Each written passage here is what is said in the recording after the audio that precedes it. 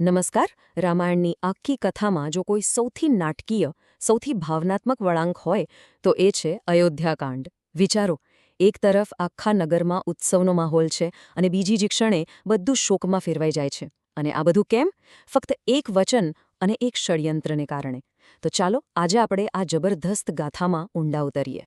અને આ આખા કાંડનો સાર એ ફક્ત આ એક જ પંક્તિમાં સમાયેલો છે. રઘુકુલ રીત સદા ચલી આવી. આ ખાલી એક કહેવત નથી દોસ્તો. આ રઘુવંશના શાસનનો પાયો હતો, એમનો કોડ ઓફ કન્ડક્ટ હતો. અને આ જ સિદ્ધાંતે આખી અયોધ્યાનું ભવિષ્ય બદલી નાખ્યું. આ જ બતાવે છે કે એક વચનનું વજન ખરેખર કેટલું ભારે હોઈ શકે છે. તો આજના આ વિશ્લેષણમાં આપણે શું જોવાના છીએ? પહેલાં તો રામાયણના આખા મહાકાવ્યને સમજીશું. પછી જોઈશું કે અયોધ્યામાં એ ઉત્સવ અને ષડયંત્ર કેવી રીતે એકસાથે ચાલી રહ્યા હતા. પછી વાત કરીશું એ બે વરદાનોની જેણે બધું બદલી નાખ્યું. અને પછી રામના ત્યાગ અને એમાંથી મળતા શાશ્વત બોધપાઠની પણ ચર્ચા કરીશું. તો ચાલો શરૂઆત કરીએ. અયોધ્યાકાંડને બરાબર સમજવા માટે પહેલાં એ જાણવું જરૂરી છે કે આ આખા રામાયણ મહાકાવ્યમાં એનું સ્થાન ક્યાં છે. કારણ કે તમે જાણો છો, આ કથામાં દરેક ઘટના એકબીજા સાથે એવી રીતે જોડાયેલી છે કે કંઈક પણ છૂટું પાડી ન શકાય. રામાયણને આદિકાવ્ય કહેવાય છે, એટલે કે પહેલું મહાકાવ્ય. પણ કેવળ એક વાર્તા નથી. એ ધર્મ શું છે, કર્તવ્ય શું છે અને એક આદર્શ જીવન કેવું હોવું જોઈએ એનું જીવંત માર્ગદર્શન છે. એના પાત્રો આજે પણ આપણી સંસ્કૃતિના ધબકારા છે. આ આખું મહાકાવ્ય મુખ્યત્વે આ 7 કાંડ એટલે કે 7 ભાગમાં વહેંચાયેલું છે. બાલકાંડથી લઈને ઉત્તરકાંડ સુધી. પણ આ બધામાં અયોધ્યાકાંડ એ જાણે કે આખી વાર્તાનું હૃદય છે. અહીંથી જ સ્ટોરી એવો ટર્ન લે છે કે બધું બદલાઈ જાય છે. અહીંથી જ અસલી સંઘર્ષની શરૂઆત થાય છે. તો ચાલો હવે સીધા જ અયોધ્યાકાંડમાં પ્રવેશ કરીએ. અને એની શરૂઆત કેવી રીતે થાય છે ખબર છે? જબરદસ્ત આનંદ અને ઉત્સાહ સાથે. આખી અયોધ્યા નગરી જાણે કે પોતાના ઇતિહાસના સૌથી સુવર્ણ દિવસની રાહ જોઈ રહી હતી. જરા એ દ્રશ્યની કલ્પના તો કરો.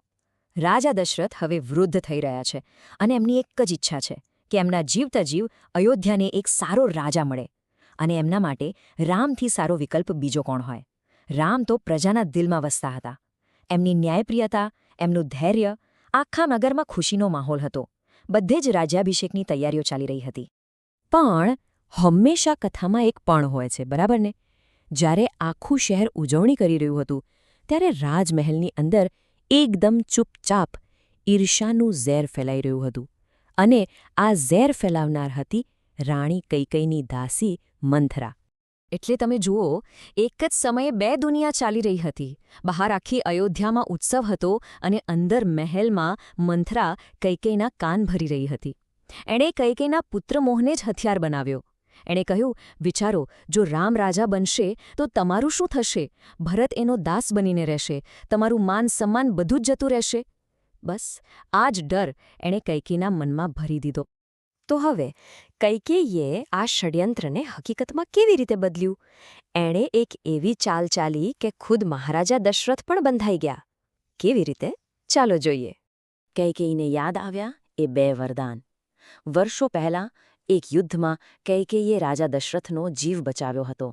અને ત્યારે રાજાએ ખુશ થઈને એને 2 વરદાન માંગવા કહ્યું હતું. કૈકેયીએ કહ્યું હતું કે સમય આવ્યે માંગીશ.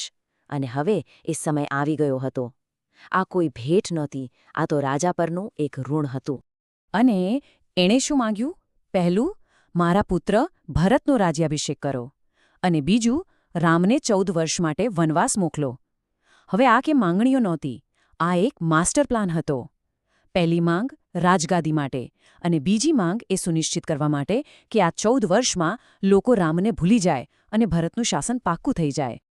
હવે વિચારો રાજા દશરથની હાલત. એક તરફ એમનો જીવથી પણ વહાલો દીકરો રામ અને બીજી તરફ એમનું વચન, એમની રઘુકુળ રીત. એમના માટે વચન તોડવું એ પોતાના વંશની પ્રતિષ્ઠા સાથે, પોતાના ધર્મ સાથે દગો કરવા બરાબર હતું. એ શું કરે? એ ખરેખર ફસાઈ ગયા હતા. પણ આ બધામાં સૌથી મહત્વની વાત તો એ છે કે ખુદ રામે આના પર કેવી પ્રતિક્રિયા આપી. જે ક્ષણે એમને રાજગાદી મળવાની હતી એ જ ક્ષણે એમને વનવાસ મળ્યો. એમણે શું કર્યું? આ જ ક્ષણ છે જે રામને રામ બનાવે છે. એક શબ્દ છે સ્થિતપ્રજ્ઞતા, એટલે કે સ્થિર બુદ્ધિ. જે વ્યક્તિ સુખમાં છલકાઈ ન જાય અને દુઃખમાં તૂટી ન જાય. રામના ચહેરા પર રાજ્યાભિષેકના સમાચાર વખતે જે શાંતિ હતી, બરાબર એ જ શાંતિ વનવાસના સમાચાર વખતે પણ હતી. કોઈ ફેર નહીં. આ જ ગુણ એમને મર્યાદા પુરુષોત્તમ બનાવે છે. એમને એક ક્ષણનો પણ વિચાર ન કર્યો. કોઈ સવાલ નહીં, કોઈ દલીલ નહીં, બસ પિતાની આજ્ઞા શિરોમાન્ય. એમના માટે પિતાના વચનનું માન રાખવું એ રાજગાદી કરતાં હજારો ગણું મોટું હતું. આ કેવલ આજ્ઞાપાલન નહોતું, અધર્મનું પાલન હતું. અને હા, આ યાત્રામાં રામ એકલા નહોતા. સીતાજીએ કહ્યું, જ્યાં પતિ ત્યાં પત્ની, મારો ધર્મ તમારી સાથે છે.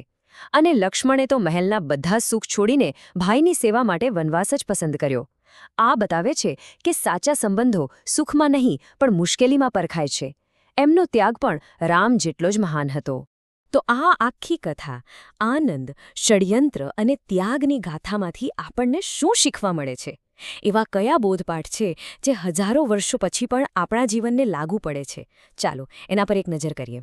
જો તમે જુઓ તો અયોધ્યાકાંડ આપણને 4 મુખ્ય વસ્તુઓ શીખવે છે. પહેલું, કર્તવ્ય એટલે કે ધર્મનું પાલન, ભલે ગમે તેટલી મુશ્કેલી આવે. બીજું, ત્યાગ એટલે કે મોટા સારા માટે પોતાની ખુશી છોડી દેવી.